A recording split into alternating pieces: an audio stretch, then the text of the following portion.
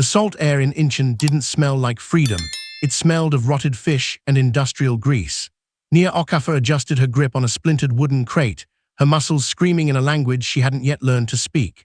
Once, these hands had been soft, scented with rosewater and decorated with jade rings that cost more than the rusted freighters looming over the pier. Now her knuckles were raw, the skin split by the repetitive labor of a woman the world was meant to forget. She moved with a heavy, rhythmic trudge through the grey slush of the docks. Beneath her rugged canvas-work jacket, the hem of a royal purple hanbok, the very one she had worn the day her life shattered, dragged through the oily mud. It was a jagged remnant of the Purple Queen, a streak of defiant nobility staining the filth of the gutter. Every time the silk caught on a stray nail or dipped into a puddle of brackish water, it felt like a fresh lash against her pride. But Nia didn't tuck it away. She let it drag. It was her anchor to the woman she used to be and the monster she was becoming. The foreman, a man whose face was a roadmap of scars and cheap tobacco, barked a command, but Nia didn't flinch. She simply hauled the crate toward the shadows of locker 42. When she reached the dim, corrugated metal enclosure, she waited for the heavy footfalls of the guards to fade before dropping to her knees. From the corner of the locker, hidden behind a stack of moth-eaten tarps, she pulled out a rusted tea tin. It was an unremarkable object, the kind of trash a beggar would ignore. But as she pried the lid open, the dim overhead light caught the glint of something ancient and terrifying. Resting inside was the dragon seal of the Kang family, a heavy, cold piece of obsidian and gold that represented the absolute authority of the syndicate. Taehyun believed he had cast her out into the darkness, stripped of her name and her dignity. He was currently back in the mansion, likely pressing his hand to Jayar's growing belly, celebrating the heir he thought would secure his future. He believed Nia was broken, a discarded relic of a failed marriage. He didn't realize that in his haste to erase her, he had left the keys to his vault in the hands of a woman with nothing left to lose. Nia ran a grime-stained thumb over the dragon's carved scales. The seal was cold, but her blood was beginning to burn. She wasn't just hauling cargo, she was auditing his downfall, one crate at a time. As she closed the tin and tucked it back into the shadows, a thin, sharp smile touched her lips. The mud would wash off, but the stain she was about to leave on the Kang dynasty would be permanent. The memory of that afternoon lived in the back of Nia's throat like the taste of copper and cold rain. It had begun with a bouquet of white peonies and a heart full of foolish, desperate hope. She had cut her trip to Lagos short, desperate to surprise Taehyun, convinced that her physical presence might bridge the widening chasm of his silence. She had bypassed the guards, using the private entrance through the bamboo grove, her feet light on the polished wood floors of the inner sanctum. She had expected to find him in his study, buried in the dark ledgers of the syndicate. Instead, she found him in the sun-drenched sunroom, a space usually reserved for meditation and tea. The light that day was heavenly, a cruel golden wash that poured through the floor-to-ceiling windows, illuminating the betrayal with clinical precision. Taehyun, the dragon of soul, a man who commanded death with a flick of his wrist, was on his knees. He wasn't armed. He wasn't angry. He was soft. His large, scarred hand was pressed firmly against the gentle swell of Yoon Jayar's stomach. Jayar, Nia's confidant, the woman who had held her hair while she wept over negative pregnancy tests, sat on a silk cushion with the serene gaze of a crowned empress. She didn't look guilty. She looked triumphant. "He kicked," Taehyun whispered, his voice a low vibration of awe Nia had never once heard directed at herself. The peonies slipped from Nia's fingers, the glass vase shattering against the floor. The sound was like a gunshot in the quiet room. Taehyun didn't jump. He rose slowly, his expression shifting from a father's warmth to the frozen mask of a mafia boss in a heartbeat. He stepped in front of Jayar, shielding the future from the past. "Nia," he said, his voice devoid of the affection she had spent 7 years earning. "You were not expected until Tuesday." "Is it true?" Nia's voice was a ragged shadow. She didn't look at him, she looked at her friend's hand, which remained protectively over her womb. "After all the doctors, all the prayers, you gave it to her." Taehyun took a single step forward, his shadow engulfing her. "A dynasty requires an heir. You provided only silence. Jayar has provided a son. He didn't offer a hand to help her up from the debris of her broken gift. Instead, he delivered the decree that was far sharper than any blade. You are no longer the wife of this house. You are a liability. By dawn, your things will be moved to the Incheon holdings. You will work, you will stay silent, and you will forget you ever held my name. If you step foot in Seoul again, I will ensure you are erased entirely. The heavenly light didn't fade, but for Nia, the world went pitch black. The wife she had been died on that floor, buried under white peonies and the weight of a husband's cold, calculated exile. The transition from the silk-lined walls of the Kang mansion to the corrugated steel of Incheon was a violent descent, but within 3 weeks, Nia realized that Taehyun's attempt to bury her had actually placed her at the roots of his power. In the mansion, money was an abstract concept, a series of wire transfers and expensive artifacts. On the docks, money was a physical, breathing beast. It was the weight of the shipping containers, the specific smell of unrefined chemicals, and the frantic energy of the night shift. She spent her days hauling, but her eyes were never on the ground. While the other workers focused on their quotas to avoid the foreman's lash, Nia began to map the rhythm of the syndicate's heartbeat. She watched which ships bypassed the customs scans and which containers were escorted by the Dragon's Teeth, Taehyun's elite security detail. She learned that the most unassuming crates, marked as perishable seafood, were handled with more reverence than gold bullion. Those were the shipments that made the council bow. Those were the veins through which the true lifeblood of the empire flowed. One Tuesday, under a sky the color of a bruised plum, Nia stood near a towering stack of steel boxes, ostensibly catching her breath. She watched as a high-ranking lieutenant, a man who had once bowed to her at dinner parties, handed a thick envelope to the Port Authority director. The transaction was swift. A practiced dance of corruption. In that moment, the clarity of her new reality settled over her. The mansions were merely the stage where Taehyun performed the role of a king, but the docks were the engine room that kept his throne from sinking. If she controlled the engine, the king would be forced to row his own boat. Nia began to keep a mental ledger, recording the serial numbers of the ghost containers and the names of the captains who sailed without lights. She realized that the syndicate wasn't a monolith. It was a fragile network held together by the very grease she now scrubbed from her skin every night. By exiling her here, Taehyun had stripped away her crown, but he had given her the blueprints to the vault. He thought he was teaching her humility, but he was accidentally teaching her how to starve him. As she watched another unmarked freighter slip out into the dark waters of the Yellow Sea, Nia felt a cold, jagged spark of triumph.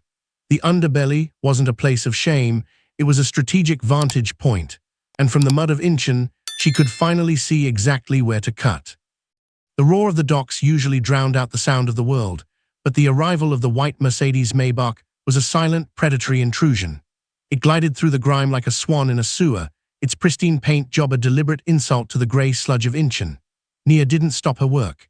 She continued to secure a heavy winch, her movements slow and deliberate, even as the passenger door opened and the air suddenly filled with the cloying, expensive scent of jasmine, Jaya's signature perfume.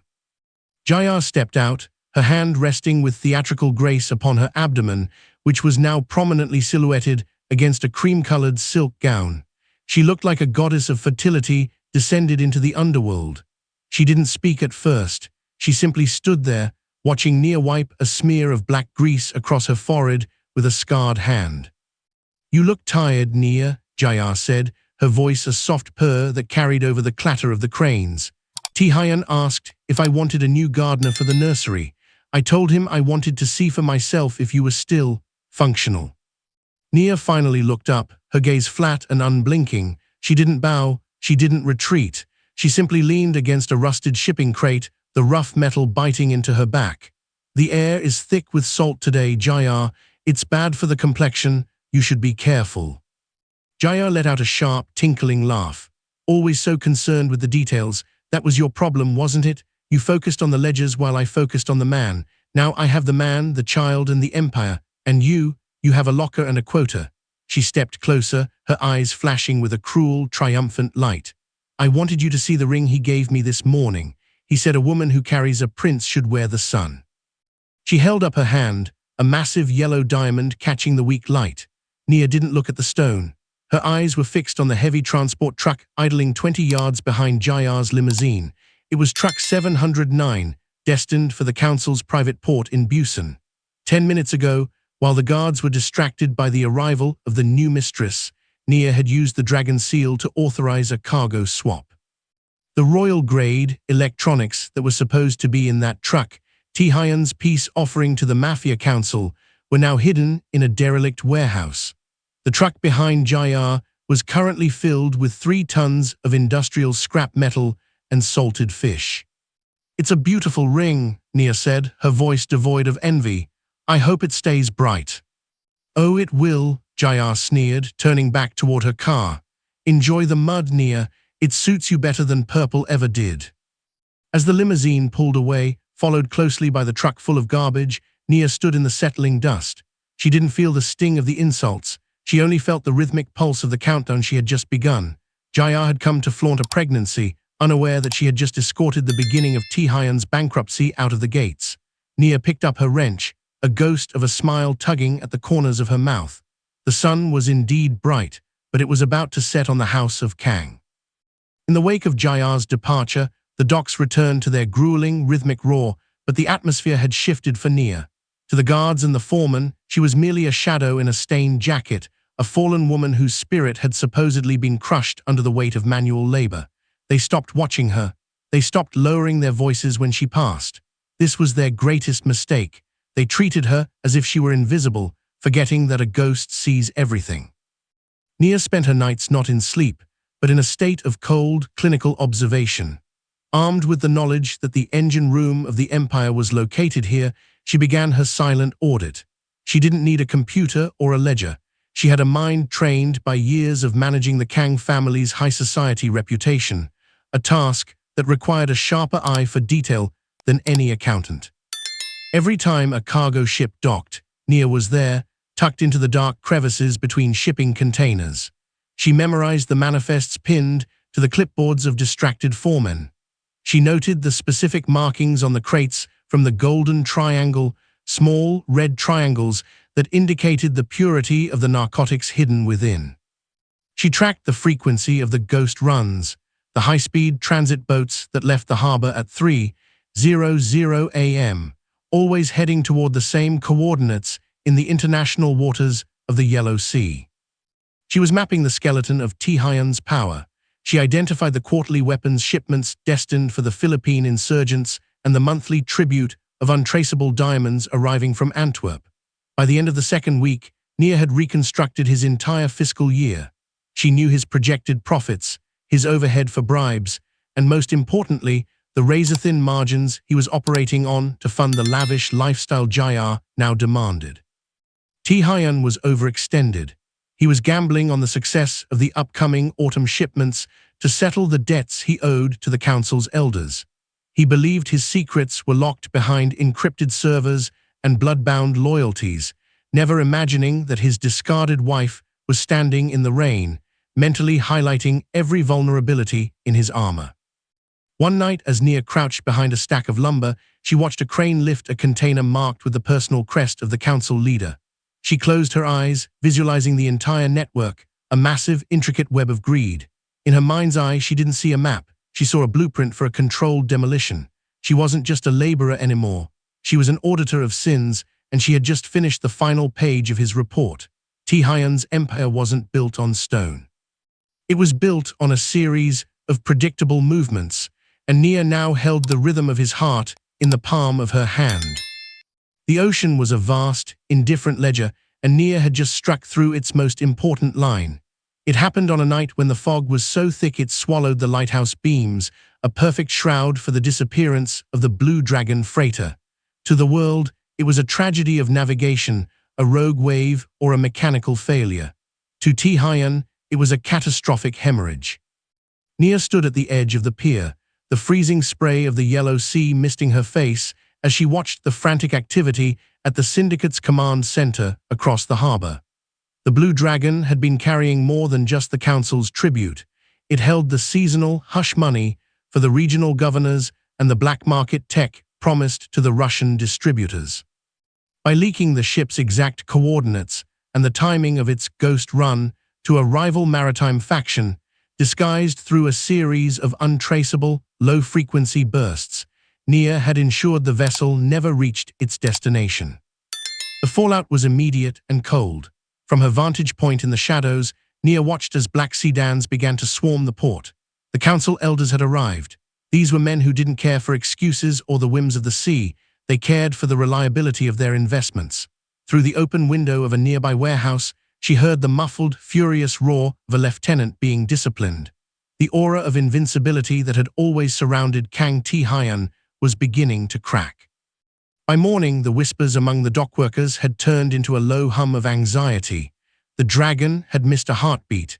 For the first time in a decade, the council had demanded an emergency audit of Tae-hyun's holdings. They were beginning to look at him not as a leader, but as a leak. He looked weak, and in their world, weakness was a scent that invited predators. Nia tightened the strap of her canvas jacket. Her fingers brushed against the dragon seal hidden in her pocket. She could almost feel Tae-hyun's desperation radiating from the city, the frantic phone calls, the tightening of security, the hollow promises made to Jayar to keep her calm. He was looking for a saboteur among his ranks, firing loyal captains and executioners, never realizing that the source of his ruin was the woman he had deemed too insignificant to kill. As the sun struggled to break through the grey Incheon sky, Nia watched a single, dark plume of smoke rise from the horizon where the freighter had gone down. It was the first signal fire of her revolution, and the warmth it provided was the only comfort she needed. The silence in the Kang mansion was no longer peaceful. It was the heavy, suffocating quiet of a tomb. Inside his private study, Kang Tae-hyun stared at the glowing monitors until his eyes burned. For the third time this week, a digital shadow had slipped through his firewall, siphoning off a fraction of his untraceable offshore accounts, small enough to be missed by an amateur, but large enough to signal a systematic execution. He didn't look like a man in control. His tie was loosened, and the ash from his cigarette fell unheeded onto the mahogany desk. Across from him, his lead technician trembled.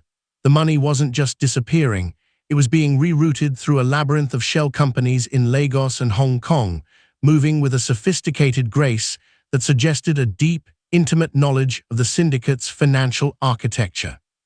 "It's the Oseong clan," Tae-hyun spat, his voice a jagged rasp. "They're trying to capitalize on the loss of the Blue Dragon. They think because the council is breathing down my neck, I won't notice them picking my pockets." He surged to his feet, swept a hand across the desk, and sent a crystal decanter shattering against the wall. The idea that a rival gang was outmaneuvering him was an insult he could understand, a war he knew how to fight. He began barked orders into his phone, mobilizing hit squads and ordering a scorched earth audit of every competitor in Seoul. He was looking for an army, a massive external threat to justify his sudden vulnerability. Miles away, sitting on a rusted crate in the corner of a damp locker, Nia watched the numbers climb on a burner phone. She didn't have a high-tech server or a team of hackers. She had something far more dangerous. The passwords Tae-hyun had used for a decade, variations of their anniversary, and the names of the Nigerian estates he had once promised to buy her. She knew the cadence of his greed because she had helped him curate it. As she transferred another $50,000 into a private trust, she heard the heavy boots of the shipyard guards passing by her door. They didn't even glance at the broken woman hunched over a piece of dry bread. To them, she was a ghost, a discarded piece of trash left to rot in the salt air. Nia closed her eyes, listening to the distant, rhythmic thud of the waves. Tae-hyun was currently burning down the city, hunting for a ghost among his enemies, never realizing the haunting was coming from within his own house. He was looking for a dragon, but he was being bled dry by a shadow. A thin, cold smile touched her lips as the phone buzzed with a confirmation of the latest transfer. The dragon was hunting shadows, and the shadow was taking everything he had.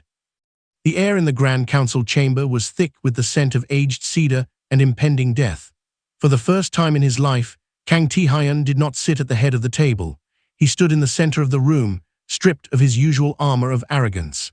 The 7 elders of the council sat in the shadows, their faces like carved stone, unmoved by the frantic explanations of a man whose empire was hemorrhaging gold. The Blue Dragon was an anomaly, Tae-hyun argued, his voice echoing hollowly against the high rafters. The digital incursions are being traced. I will find the source. I will bring you the heads of the Oseong leadership by the Lunar New Year." "The New Year is too far away, Kang," the eldest member replied, his voice a dry rasp that chilled the room. "The syndicate does not run on promises, it runs on the flow of capital. In 2 months, you have lost 40% of our liquid assets. The ports are in disarray, and our distributors are looking for more stable partners. You have become a liability to the bloodline." The ultimatum was delivered with the clinical coldness of a funeral rite. Tae-hyun had 72 hours to restore the missing funds and stabilize the Incheon roots, or he would be required to voluntarily step down and hand the dragon seal to a successor chosen by the council. In their world, stepping down was merely a polite term for a shallow grave. Driven by a desperation that bordered on madness, Tae-hyun returned to the mansion. He bypassed his advisors and went straight to the nursery, where Jaya sat among piles of imported silk and hand-carved ivory toys. She was the woman he had chosen for her fertility, for the future she carried in her womb, but as he looked at her now, he realized he was looking at a void. "I need the offshore accounts your father manages," he demanded, his hands trembling as he gripped the back of a velvet chair. "I need a bridge loan, Jaya, anything to appease the elders until I can flush out the saboteurs." Jaya looked up, her serene gaze flickering with a sudden, sharp fear. "My father, Tae-hyun, those accounts were settled into my dowry. They are for the baby's future. They are tied in trusts that take months to dissolve." "I don't have months, I have 3 days." "Then find the money elsewhere," she snapped, the mask of the blissful wife slipping to reveal the selfish girl beneath. "You told me you were a king. A king doesn't beg his pregnant wife for scraps. Figure it out." She turned back to her silks, leaving him standing in the golden light of the room he had built for her. Tae-hyun stared at her back, a cold realization dawning on him. He had traded a woman of substance for a woman of status, and now, in his darkest hour, he was utterly alone. He had everything he thought he wanted, yet he was standing in the ruins of a life that Nia had once kept whole. The heavy mahogany doors of the Kang estate didn't creak when they opened. They parted with a silent, heavy finality. Inside the grand dining hall, the air was thick with the suffocating tension of a doomed regime. Tae-hyun sat at the head of the table, his face ashen, surrounded by his remaining lieutenants and 2 grim-faced elders of the council. They were arguing over liquidation strategies and loyalty tests, their voices sharp with the edge of panic. Then the footsteps began. They weren't the hurried shuffles of a servant or the heavy thud of a guard. They were rhythmic, echoing with a terrifying, measured confidence. Every head in the room turned as a figure emerged from the shadows of the vestibule. It was Nia. The broken woman of the docks was gone. In her place stood a queen carved from ice and obsidian. She wasn't wearing the grease-stained canvas or the torn rags of her exile. She was draped in a new, sharper armor, a bespoke hanbok of deep midnight purple, structured with rigid gold embroidery that mimicked the scales of a dragon. Her hair, once matted with salt spray, was pulled back into a severe, elegant gash, held in place by a pin made of the very jade Tae-hyun had once gifted her. Tae-hyun surged to his feet, his chair screeching against the marble floor. "Nia, what is this? Who let you in?" "The gates are remarkably easy to open when you own the company that holds the security contract," Nia said, her voice calm and resonant, cutting through his frantic energy like a blade through silk. She walked to the foot of the table, her presence expanding until the room felt too small to contain her. Jaya, sitting in the corner, let out a soft, strangled gasp, her hand trembling against her stomach. Nia didn't even look at her. Her eyes were locked on Tae-hyun, who looked less like a mafia boss and more like a ghost of the man he used to be. "You're looking for the missing funds, Tae-hyun," she continued, placing a slim, black tablet on the table. "You're looking for the Blue Dragon's cargo. You're looking for a reason why the council is about to strip you of your life." She leaned forward, the gold on her sleeves catching the chandelier light. "I am the auditor you couldn't see. I am the shadow in your ledger, and I am the only reason you are still breathing this afternoon." The silence that followed was absolute. The elders shifted their gaze from the crumbling man at the head of the table to the radiant, terrifying woman at the foot. In her hand, she didn't carry a weapon, but she held the weight of his entire world. Nia Okafor hadn't just returned to the mansion. She had come to reclaim the house she had secretly dismantled, brick by golden brick. Taehyun's laughter was a jagged, desperate sound. You own the security, you own the docks. Nia, you've been shoveling filth for months. You've lost your mind in the salt air. Nia didn't argue. She simply tapped the tablet, and the massive monitors lining the hall flickered to life. Instead of the syndicate's crest, they displayed a dizzying waterfall of legal filings, foreclosure notices, and debt acquisitions. One by one, the elders leaned in, their eyes widening as they realized the truth. Through a sophisticated web of offshore trusts, the very ones Taehyun had ignored, Nia had bought out the syndicate's outstanding high-interest loans. She hadn't just stolen his money, she had become his primary creditor. The Incheon Port Authority has revoked your lease for gross negligence, Nia said, her voice a cool, steady hum. The council's debt has been restructured under my name, and the dragon seal you believe is locked in your vault. She reached into the folds of her purple silk and placed the heavy obsidian carving onto the table with a resonant thud. Is currently presiding over a new administration. Taehyun collapsed back into his seat, the air leaving his lungs as if he'd been struck. He looked at Jaya, but she had already retreated to the far wall, her face pale with the realization that she had tethered herself to a sinking ship. I did this for us, Taehyun whispered, a pathetic attempt at a bridge he had burned months ago. Everything, the air, the legacy, Nia, come back to me. We can rule together. I'll make it right. Jaya is nothing. I'll send her away tonight. Nia looked at him, and for a fleeting second, she felt the ghost of the woman who had loved him. Then she looked at the grease stains under her fingernails that no amount of gold could truly hide.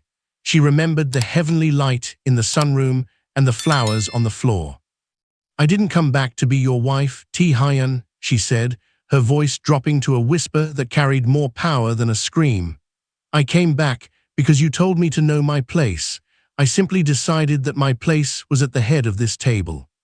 She walked toward him, and for a moment he thought she might touch his cheek. Instead, she placed her hand on the back of his chair. Stand up.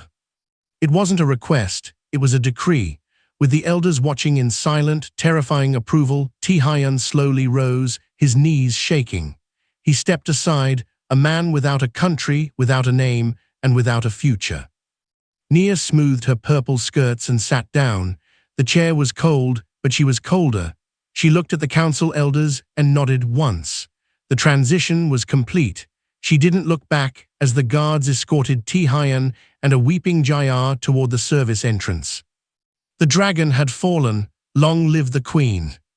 Will Nia's icy reign be enough to hold the fractured syndicate together, or will her enemies strike while the throne is still warm? Follow the legend of the Purple Queen to witness every calculated move in her rise to power. Subscribe now to see if loyalty can ever truly survive in a world built on blood and betrayal.